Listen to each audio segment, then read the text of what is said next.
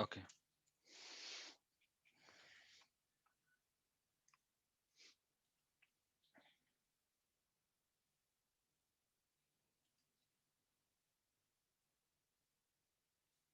Okay, guys. So the thing is, what is first of all we need to understand what is cloud computing. What is cloud computing?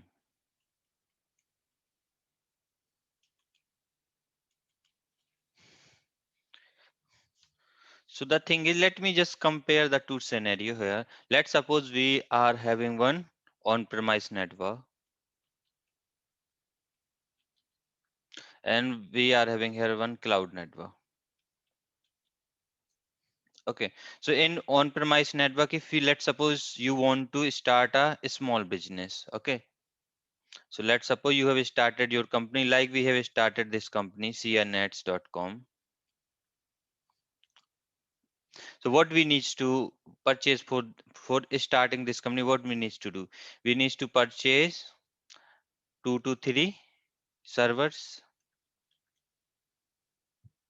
For security purpose, what? We need a firewall. For the routing related stuff, we need a routers. We need a switches. And apart from this, we also need a internet gateway from where we can get the internet. And we also need some network engineers who can basically manage this particular infra. So whenever you will purchase these firewall routers, switches, and all these stuffs and these servers, what you have to do? Maybe you have to wait till maybe this particular deployment of these servers because you require a cabling, you need a 24 by into 7 power supply, all these things required, right? And maybe it will take around 1 month of time, maybe 30 days of time you require for just setting up these particular things. And you also need to spend so much money on that, right? You require to spend so much money on this particular infra, and this is a new company. You don't sure, you are also not sure your company will run properly or not. It's just idea, and you need this kind of infra to implement that particular idea, right? Now if we will deploy the same thing into the cloud, what will happen? You don't need to purchase any kind of servers. These are the physical hardware which you have purchased. What? You can just rent out these servers. You just rent out these servers from the cloud. You can rent out the firewall services from there. You can rent out the router. Generally, in cloud, they will not charge anything from you for router, switches, for internet gateway. They will not charge anything. They will only charge for you for the EC2 instance or whatever servers you have rented out. What? You can rent out that server and just host your website over there. And this particular hosting you can achieve in 1 hour. And if you want, let's suppose after 1 month or after 1 year, your business, let's suppose, is not working. You are not getting a profit from there. So what you have to do, maybe you have to close your business, right? In case of cloud, you can just close right away. You don't need to pay extra charges for them. But in case of these on-premise network, what you will do because you have spent so much money on that infra. So that is the like benefit of your cloud computing, guys. Means what kind of infra you want, you will get that kind of infra easily. Okay. So this is the benefit of your cloud computing. So the thing is, cloud computing is an on demand delivery of compute power, which includes like database kind of services. So if you need a database kind of services, you can just get these database services on demand. Means whenever you will use, you can just start using that service. Application services, storage services, and the other services as well available on the cloud. And all these services available on a on-demand basis. You don't need to You don't want any kind of other infra which you need to set up. You can just log in into the cloud. You can log in into the console of that cloud and just start implementing these kind of services over there. Only the requirement which is you need an internet connectivity. That's it. You need an internet. Okay. Now let's discuss some powerful, we can say cloud provider or top cloud provider. Okay. So in the top provider for cloud services, first one is the AWS. And that's because the thing is most of the market is captured by the AWS. Around, as per the news, it have captured around 45 to 50% market. Then we do have a Microsoft Azure.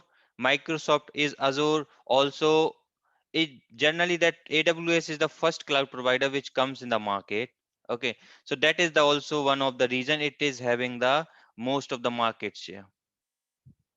After that, Microsoft also started the cloud services, and it has also start capturing that particular market. Then we do have a Google Cloud as well. Google Cloud is also increasing his market share. Then we are having Alibaba Cloud and the other cloud provider like Oracle, VMware, IBM, and Fujitsu. So these are the other cloud providers. But the thing is, market leaders are these three: AWS, Microsoft, and Google Cloud. Google Cloud is also known as GCP. Okay, so these are the top cloud providers. Okay, so let me just go there. If you see this particular report of Gartner, so this is the Gartner report. Generally, they will launch these kind of reports every quarter. Okay, and they will just mention who is the market leader into the cloud domain. So right now, if you see here in the leader list, there is a Amazon Web Services, and after that we are having Microsoft Azure, and you will see the difference.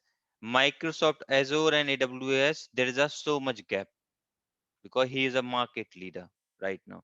Then we are having Google Cloud, and after that these like Alibaba Cloud and Oracle and IBM, these are the just new in the market and they are just building their customer bases. Just now Alibaba has also like introduced one data center in Mumbai location in India, and it's a like Chinese company. Alibaba is a Chinese company. Okay, so this is the Gartner report, and as per the Gartner, right now Amazon Web Service is the market leader. Okay,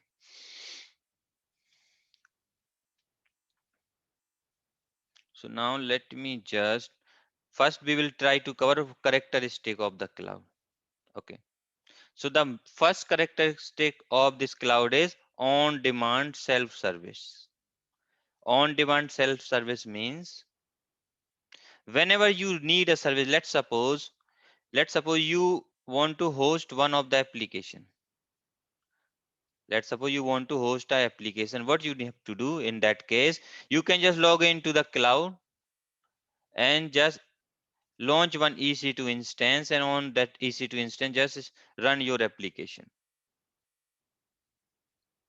Means whenever you need a service, let's suppose you need a storage service where you need to store your data. What you can just purchase the storage from the cloud right away, because in the cloud basically all these servers storage they are available.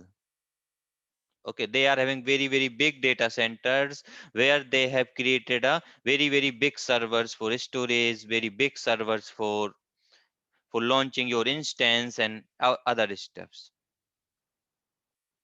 Okay, so the thing is on demand self service means whenever you need a service you can just go for it. You don't need to set up any kind of infra is already provided by you with the cloud provider. Only the thing is you have to use their resources. So that is the one benefit. which is like on demand self-serve service.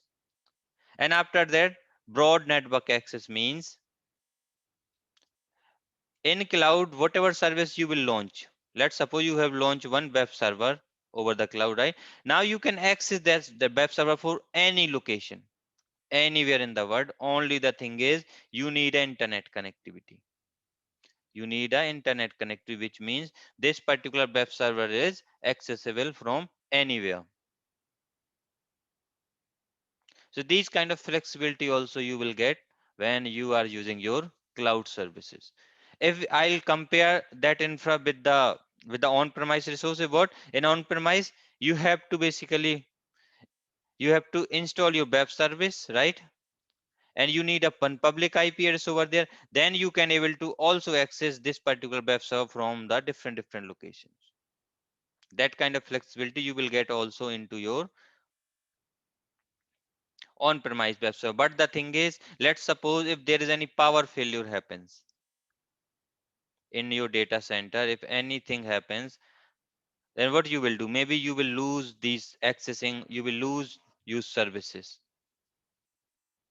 But in cloud, basically, they have designed in such a way they do have a multiple power backup and other steps. If one of their data center is goes down, maybe you can start resuming your service from another data center because they are having very big data center across the globe into multiple locations of the world. Now let's discuss about the scalability. Scalability is also one of the most important feature of your cloud services. So let me just draw one diagram for scalability. So let's suppose I'll give you one example. Let's suppose in US countries there is a sale which is happening on Black Friday, right? So in Black Friday, let's take example of let's take example of eBay. In eBay, generally we do the online shopping and other stuffs, right?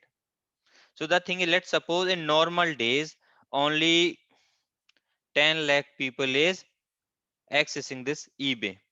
And the thing is that eBay having around 10 servers. These 10 servers is basically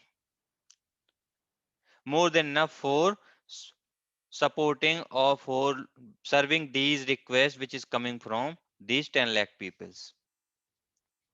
Okay, but the thing is, if there is a Black Friday sale, what happens? Maybe the user count which is 10 lakh that reaches to maybe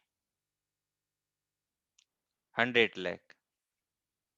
Means now user count is increased by 10, right?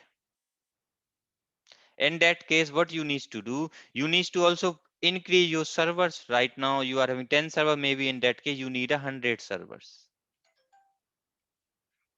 right?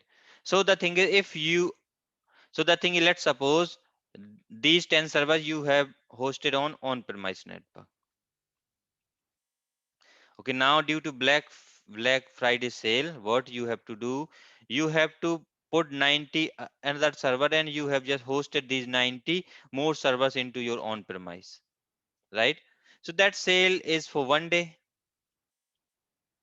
One day, like users come and they have just they do lots of shoppings and other stuffs, right?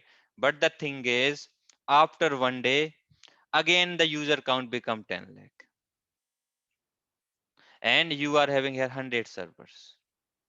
So means you have around 90 servers which is having no use now. So here but when we have purchased this 90 servers, we have invested so much money on that. Okay. So the thing is, now this, if you want, if if let's suppose if you are using this particular service into your cloud platform, what in cloud what happens, they will give you one flexibility. For one day you can just use R90 additional servers, and when your sale gets over after one day, you can just remove these 90 server which you have added. You can just go with 10 servers. So that kind of flexibility we will get into the cloud. If we need a server, then we can just scale in and scale out kind of things we will get. If we want more servers, we can increase the server count. If we want less server, we can decrease our server count. And the thing is, one more benefit we will get, we don't need to pay. Let's suppose we have just taken these 100 servers for one day, then only we need to pay the cost of the server for one day only. And after that, if we are using 10 servers every day, then we have to pay the cost for 10 servers only. So these kind of flexibility, or we can say scalability, we can easily get by using the cloud. So that is also one more benefit of your cloud. That is why your cloud become so much popular. Okay.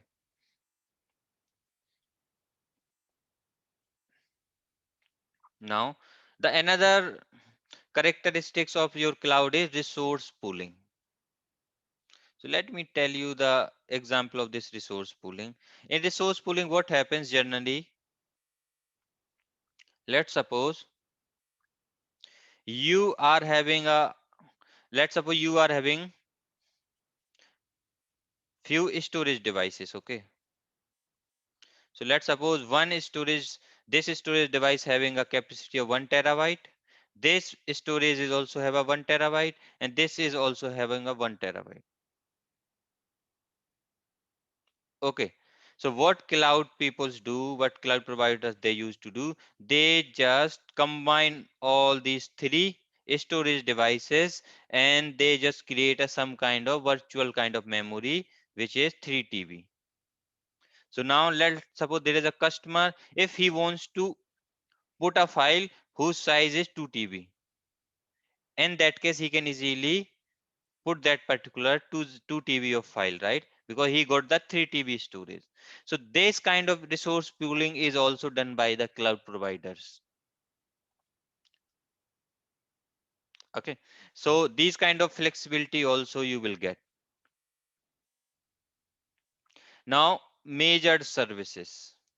This is also a very, very good example. In major services, what happens? Let's suppose I'll take a same example of Black Friday sale.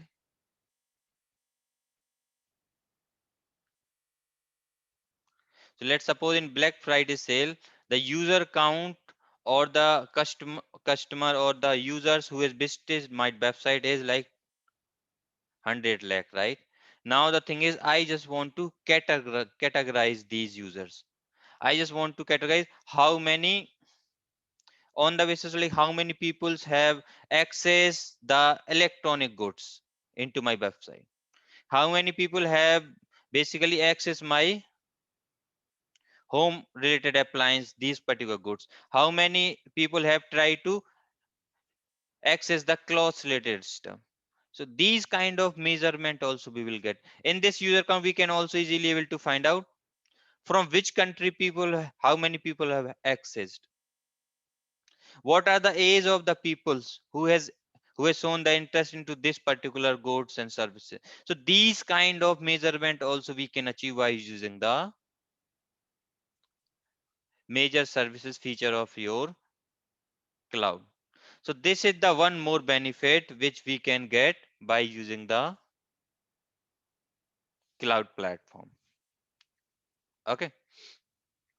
So now let's discuss little bit history about your AWS. So let me tell you the history. So generally, when before it was AWS, what they used to do, they have they are having one shop which used to do the printouts. Okay.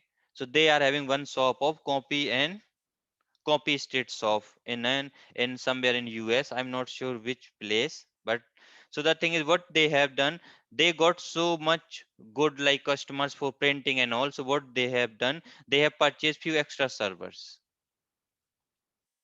Okay, during that time they have purchased few extra servers. So the thing is, In this printout shop, they used to use these 4 servers maybe in daytime only, but in night time these servers is not used, right? No one is using these services. So the thing is, idea of renting out these servers comes at during that time. Can they rent out these servers in the during the night time? So the idea of cloud is started from that particular point of time. And after that they have just started one learning platform, which is, Amazon Kindle is a learning platform, right? And after that in 2006 they have basically launched AWS officially. They have just launched the AWS, which is like Amazon Web Services, that cloud. And after that, basically in 2010, they have just migrated this AWS with Amazon.com. And after that, basically this cloud service becomes so popular. And in somewhere in 2015 and 16, they have just doubled their market, doubled their benefits. A profit is doubled during that period of time. So now the thing is that after that they have started his journey, and the thing is that's why cloud becomes so popular. In 2013 they have started their certification and other stuff. Okay, so now let's discuss something about the certification. So I'll just go to into Amazon page for this certification. So if you see here, Amazon have three kind of certification. First one is a like foundational certification. Then we are having associate level certification. Then we are having professional level certification. Okay. So the thing is, in funda foundational certification, we are having AWS certified cloud partitioner. This is the first certification which is available. Then in associate level, we are having AWS certified solution architect, associate. Then we are having AWS certified SysOps administrator associate and AWS certified developer associate. So the thing is, as you are a network engineer, so you have to go for this particular certification. This certification is for SysOps admins and this certification for the developer. This is not for you guys. You have to go for the AWS solution architect. In professional level, you can go for the AWS certified solution architect professional. So generally, if you want to go for the certificate, you can focus on the certificate. This is for operational levels where your DevOps engineers comes in a picture, and all these people go for this one. And this is for developers who is like web developer or app developer. These people is basically generally go for this particular certification. So these are the like certificates of your Amazon Web Services. Now, if you see here, basically, I also want to one more thing. Let me just go there. Let me just complete your services in cloud. Okay. So generally, all cloud providers, they basically provides the three kind of services: infrastructure as a service, platform as a service, and software as a service. IaaS, PaaS, and SaaS. You will see these names like everywhere. You will see these are the very, very popular names. You will see everywhere. And let me tell you one more thing. Your AWS, it focus on infrastructure as a service. AWS always target the customer who want infrastructure as a service. And your Azure, he always target the customer who is focusing towards the platform as a service. And let me tell you one more thing, like Microsoft Azure is also increasing their customer base rapidly. Why? The reason is Microsoft have a very big customer base. I think in every organization people used Windows, right? And the thing is, whatever services provided by this Azure or Microsoft Azure, it's having a very good compatibility with the Windows operating systems. So that is the also one more reason, like Azure is increasing their customer base in a large extent. Okay, so now let's discuss this infrastructure as a service, then platform as a service, and software as a service. These three things. So let me just take one of the diagram for that. Okay. So first we will discuss what are the things we require in on-premise, right? In generally on-premises, what we have? We are having network. Network includes your routers, your switches, your firewalls, and your cabling and other stuffs as well.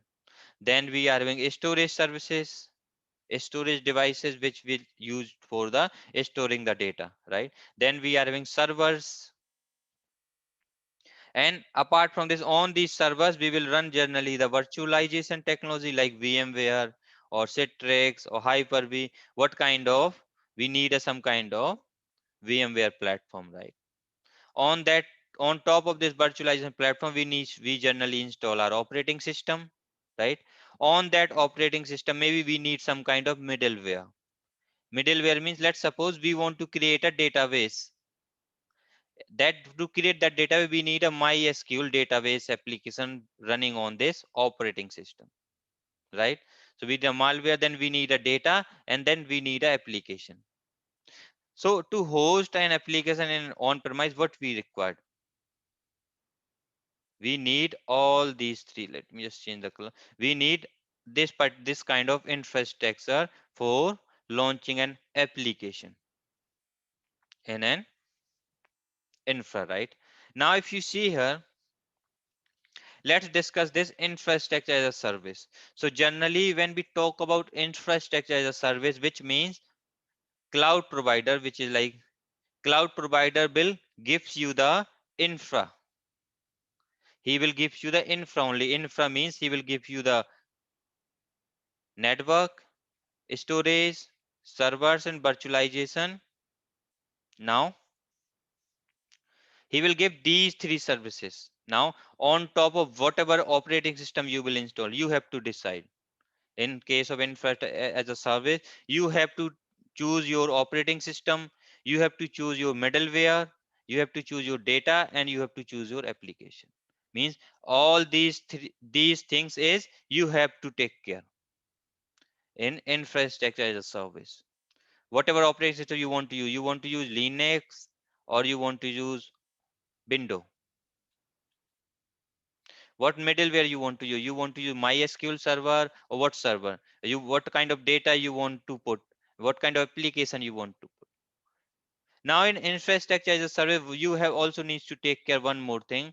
Let's suppose if there is any issue with these things, network, storage, servers, and virtualization, your cloud provider will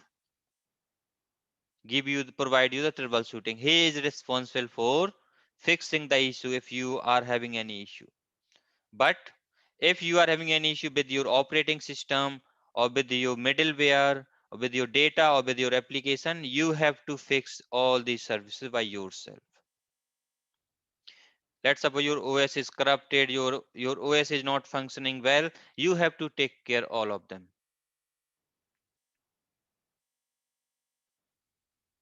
Okay. So this particular service is known as a like infrastructure as a service. Now in platform as a service, what happens?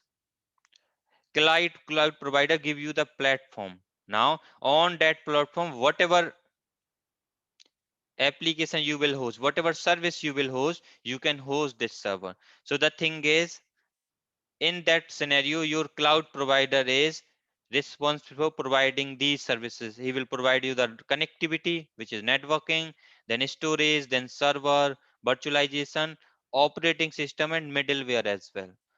But the thing is, now on top of this middleware, you can just run your application. This is known as like platform as a service, where you only need a data and you need your application. You can just host your application, and if anything wrong happens with your application or data, you have to responsible. If anything wrong happens with OS or middleware or virtualization or storage, you have to take care of all these things. Okay. Now there is a one more model provided by the cloud provider is your software as a service. In software as a service, what happens? They will give you everything. They will give you everything. What happens? You can just start using that service.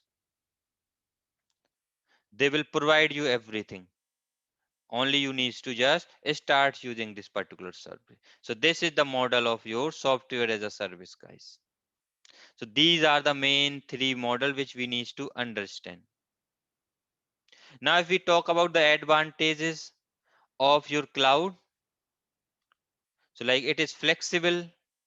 Availability means it this kind of infra is available 24 by 7. You have a backup copies of between multiple data centers. If there is any flood is happening in India, maybe you can resume your services from US. These kind of flexibility you will get. Accessibility, it is accessible from anywhere. Scalability, we have discussed. Multi-tenancy. Multi-tenancy is also a one more benefit, where you can basically create multiple tenant over there and you can just host your services. Disaster recovery, they will provide you the disaster recovery. Cost of ownership means whatever services you will use and whatever time for this services you used by you have to pay the cost. And metered services, like we will get the metrics and other stuff. These kind of flexibility we will get by using the cloud computing or cloud services. These are the few benefit of your using this particular cloud services and all. Nowadays, if you guys remember, due to COVID situation, right? Most of the people is like whatever data center we are having in our own premise, because people is not allowed to go anywhere, right? So the thing is, during that time, if anything wrong happens into this on premise network, who will fix?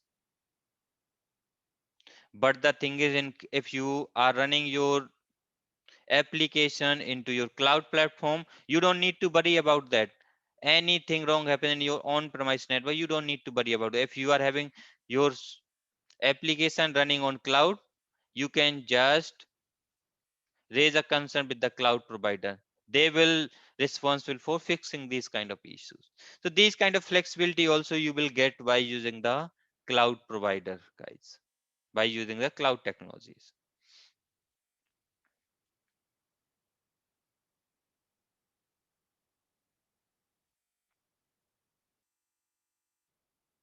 Okay.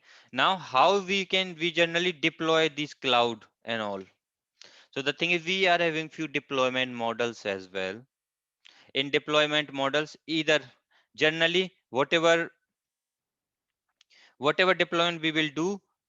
So let's suppose we are getting the service from AWS, right?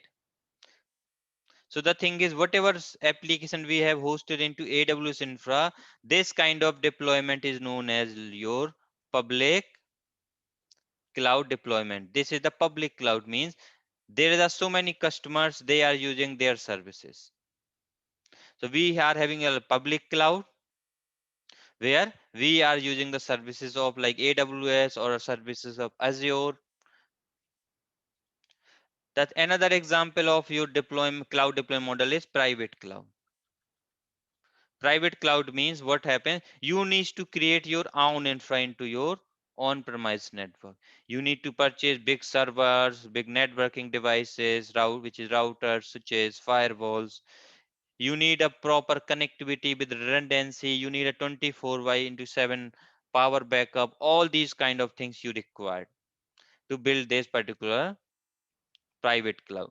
And generally people focusing on hybrid kind of cloud model, guys. So what is the hybrid cloud model? What they will do, they will put few servers into the public cloud and few servers into the private cloud, and they just make the connectivity between them. So this is the hybrid cloud model. In hybrid cloud models, maybe whatever public cloud they are, maybe they are using two public cloud. They have hosted few applications on AWS, few application on Azure, and few applications they are having into their private cloud network. Maybe the information like confidential information, other stuff they will put into this private cloud. The information which is not too much secure, they will put into these cloud providers. Maybe some information they are having in AWS, some information they are having in Azure. So right now people is focusing on this hybrid cloud model, guys. So this is the like three models, deployment models of your cloud. Now, this is the very good question. Like people ask this particular question, what are the hypervisor used by the cloud platforms? So if I talk about the AWS, AWS uses the hypervisor which is Citrix as a hypervisor for virtualization, means it is using the Citrix platform for the virtualization. Microsoft uses the Hyper-V and VMware uses vSphere EXI. So these are the like virtualization platform used by these particular cloud providers. Okay. Now let me just go through with the, let me just show you how we can create the free tier AWS account. So AWS gives you the 1 year of free tier account. So what you have to do, you have to go to into Google, just type here google.com and just type AWS free tier account.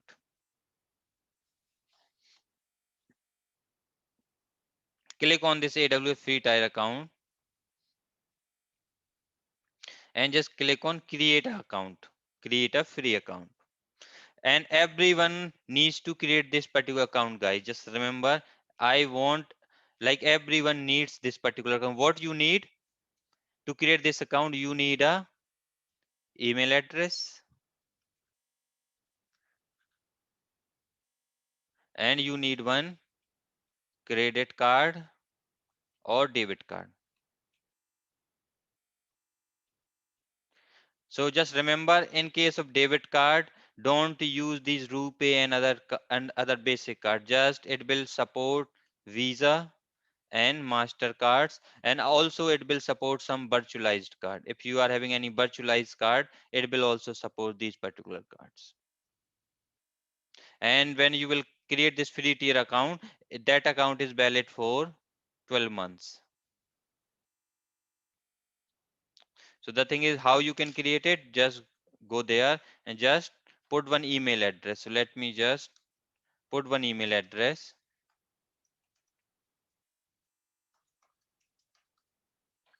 choose the password. I am just choosing one password here and just give the account name. So you can give any name. You'll just generally give your name actually, like my AWS account, and just continue. So this is the step number one. Continue, don't save. So the thing is you also need to put this particular information. So let me just refresh it. I will put this number MANFVA. Let me just continue. Okay. After that, it will ask contact information. How do you plan to use the AWS? Business for your work, school or organization related, or personal for own projects? Just select this personal level because you want to create that personal account. Full name, give your full name, give your phone number, and the select your country. I will always select this country and just put your address, some bogus address you can put, like Delhi. Like this you can put some address. And what I read the, I just agree on, click on continue. And here you have to put the credit card details, credit card or debit card details.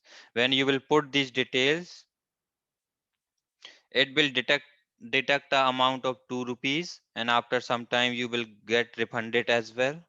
It will just use these things for the verification purpose. It will also ask you the PAN number. If you want to put, that is okay. If you don't want to give, don't give.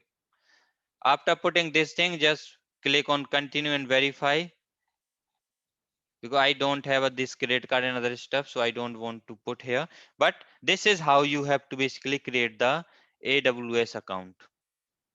Okay, so that account sometimes take 2 days, or sometime it will activated within 1 hour. Okay, so that's the minimum time. So guys, into next class, what I want, everyone needs to create this particular account this particular account. And after that, because from tomorrow I will start your networking module. In networking I will start like how we will create BPC and other stuff. So I want you guys also doing the same thing during that time. Okay, so now let me just log in into the AWS console.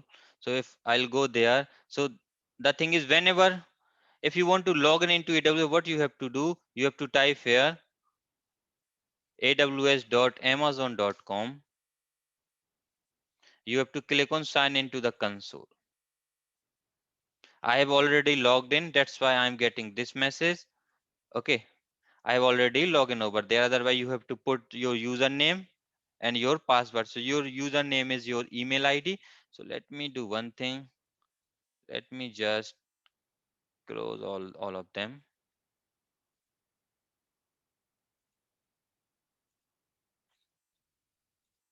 If I log out over there, let me just show you how you can log in.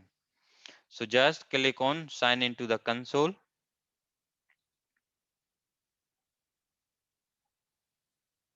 See, it will ask for how you wanna log in as a root user or a IAM user. We have not discussed this IAM user, so just try to log in with root user. Put your email ID, click on next, and put your password over there. You have to first submit these characters, 6xzbv7. So I have just put these characters. I will submit. My password is already there because I have saved that password into my browser. And when you will log in into this particular console, you will get these kind of page actually. And now this is the page where you are doing everything. If you see here right now, and generally when you guys needs to work, just work into this North Virginia region or either on Ohio region, because in North Virginia AWS have their 6 data centers, so you will get enough services over there. Don't work into India and other stuffs, other locations. Just do your labs into your North Virginia or either on Ohio region. I also use North Virginia always. I will tell you the reason behind this. So the thing is, when you will log in, you will see this kind of particular prompt. If you want to see the information regarding your accounts and all, you can just go there and you will see the details over there.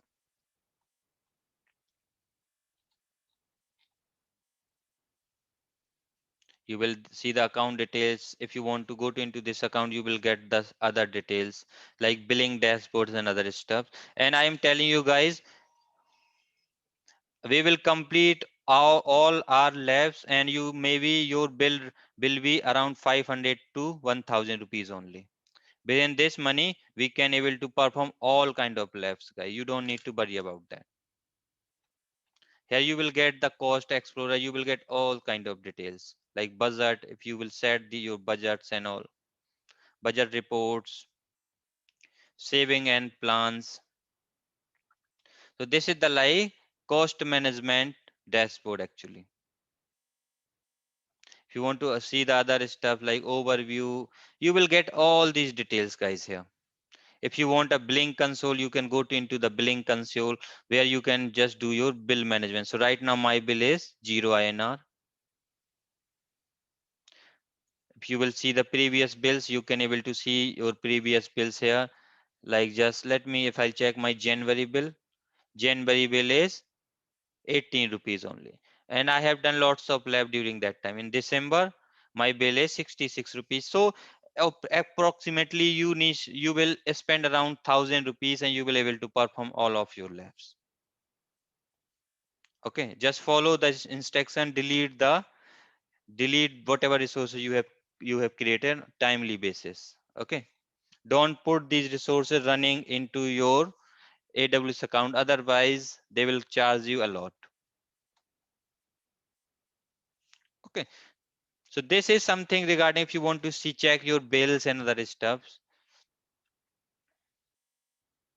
You will get like which service have charged how much money. You can get these kind of details as well. Cost and uses reports. All these details you will able to see when you want to explore these particular things. Like these are the services which have charged me how much money and other stuffs. Okay. So now let's discuss the services of your AWS. So what, just click over there in services and you will see these are the services provided by the Amazon. So Amazon provides around 200 plus services. If we talk about the services, then most of the time we are dealing with the compute service, where in compute we always deal with your EC2. In compute, we are having Lightcell, Lambda, Wedge, Elastic Bench Stack. There are multiple services, but we will not use all these services. And also, when you are working in an organization, because AWS have 200 plus services, maybe you are only working into these 10 services. And the most important service are EC2.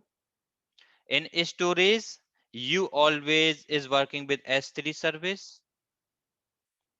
And after that, basically in database is also very popular service, and there you always work with RDS or either with DynamoDB, and in most of the cases people use relational database. In management and governance, this is also one of the service where you will work with CloudWatch in most of the time. And this cloud formation and cloud trail, these are the services where you will work into this particular apart from in machine learning, they are having multiple services. But if you are not using this machine learning and other stuff, then you don't need to explore these particular service. And the other popular service is, let me go down, people are also working with these migration service. We will also see how we can do the database migration, how we can do the on-premise server migration. We will see these things practically. We will have a lab on that, guys. Okay.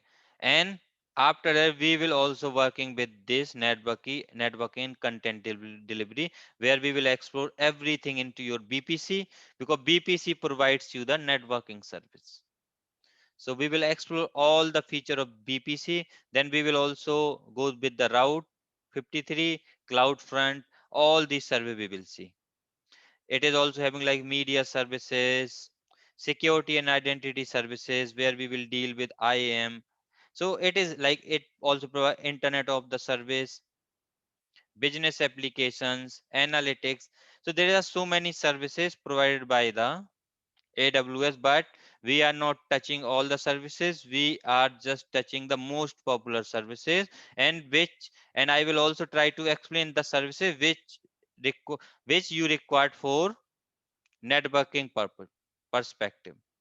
As you all are the network engineers, so I will just explain you this particular things so you can able to easily deploy the things into your AWS. Let's suppose you want to deploy the firewall over there, how you can deploy it. All these things we will see. Let's say you want to migrate a on-premise server, how you can do that, how you can use this S3 service. In S3 we will discuss multiple things. Then we will also give you what is EFS, what is FSX, what is S3 Glacier, what is storage gateway service. This service is also very popular service where we can connect the storage of your on-premise storage and your cloud storage together. So these kind of things we will see practically. I will totally focused on your labs. I will not give you much theory on these particular things, guys. Okay. So this is the like overview of your AWS. And from tomorrow, what I'm starting with your BPC, which is a most popular service in your AWS. So I will start with BPC. In BPC, we will see how we can create the BPC, what is subnets, what is route tables, what is internet gateway. All these services we will basically see in details. What is security ACLs, what is security groups, what is firewalls, all these things, what is transit gateway, and what is BPNs. We will cover all these things in details. We will set up the BPN between your AWS and your ASA, which we are running into EVNG or VMware, like that. So these kind of practicals we will see, guys. Okay.